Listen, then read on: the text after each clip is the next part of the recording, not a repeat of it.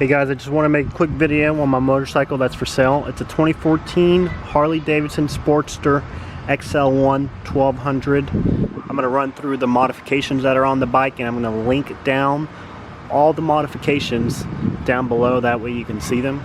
There's a Stage 3 Screaming Eagle kit on here, PBR exhaust, Boss Audio VK420 speakers, and then last but not least, we have the Hogworks LED light.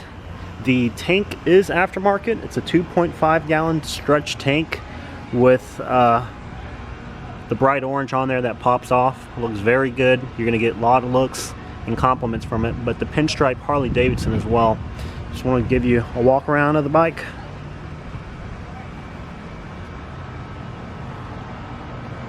Comes with the second seat. It's located here in the Austin, Texas area.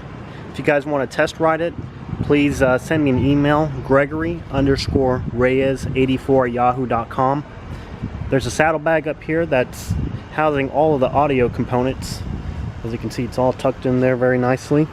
There are a little bit of blemishes to the bike. Right now it's a little dirty. It will be washed before it's sold. All fluids were recently changed. We have the oil, the primary, and the brake fluid that were all changed about 400 miles ago.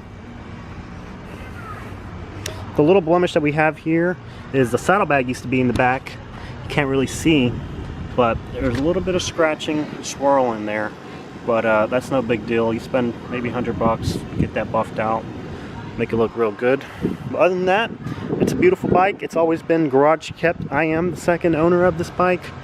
I bought the bike from my friend who took immaculate care of it, but due to having a baby, he had to sell it, so I took over it.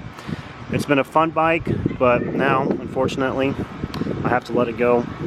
So if you guys are interested in the bike, if you guys are out of state, please make sure to arrange your own shipping. If you want a PPI done, I can most certainly take that to a dealership or third